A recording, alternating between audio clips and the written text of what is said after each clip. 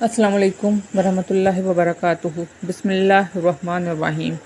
تفسیر مجموع البیان میں ابن عباس رضی اللہ تعالیٰ عنہ سے مروی ہے کہ جب حضرت ابراہیم علیہ السلام، حضرت اسماعیل علیہ السلام اور حضرت ہاجرہ کو مکہ میں چھوڑ کر واپس چلے گئے تو ان کے پاس جرہم نامی ایک قبیلہ بھی آ کر آباد ہو گیا۔ ایک مدت گزر گئی اور حضرت اسماعیل علیہ السلام نے اسی قبیلہ کی ایک عورت سے شادی کر لی۔ اس کے بعد حضرت ہاجرہ بھی اللہ کو پیاری ہو گئیں۔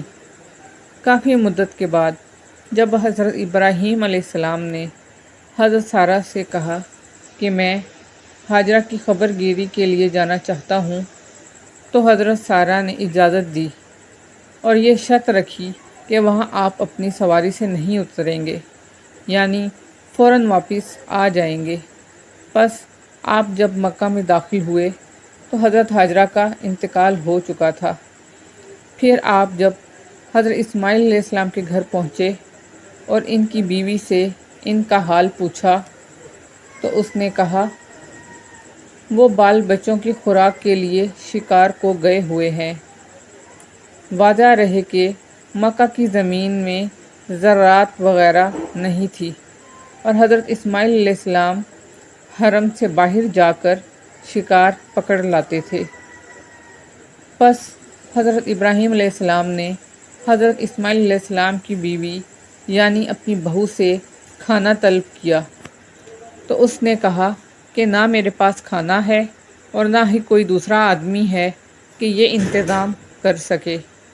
پس حضرت ابراہیم علیہ السلام نے واپس ہوتے ہوئے فرمایا کہ جب تیرا شوہر واپس آئے تو میرا سلام کہنا اور کہنا کہ گھر کا دروازہ تبدیل کر دے۔ یہ کہہ کر آپ چلے گئے۔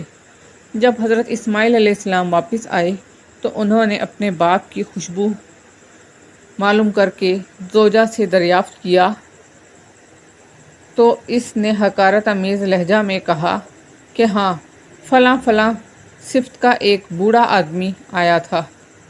آپ نے پوچھا کہ کچھ کہتے بھی تھے؟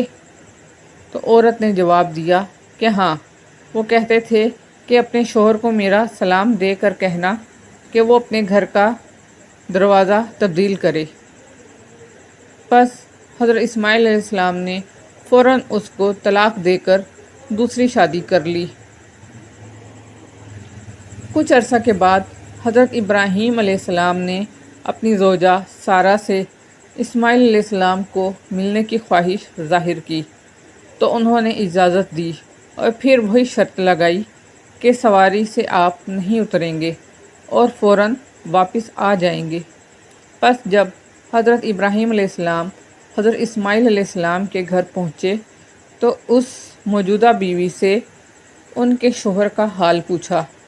اس نے جواب دیا کہ وہ شکار کو گئے ہیں اور جلد ہی واپس آ جائیں گے انشاءاللہ۔ آپ نے کھانا طلب فرمایا تو فوراً دودھ اور گوشت سے ان کی ضیافت کی گئی۔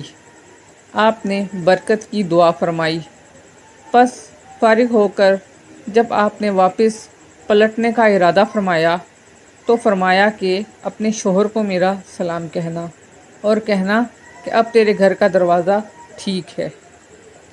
جب حضرت اسماعیل علیہ السلام واپس آئے اور باپ کی خوشبو سونگھی تو اپنی بیوی سے دریافت فرمایا تو انہوں نے جواب دیا کہ ہاں، نہایت خوبصورت اور پاکیزہ خوشبو رکھنے والے ایک بزرگ تشریف لائے تھے، انہوں نے ایسا ایسا فرمایا تھا۔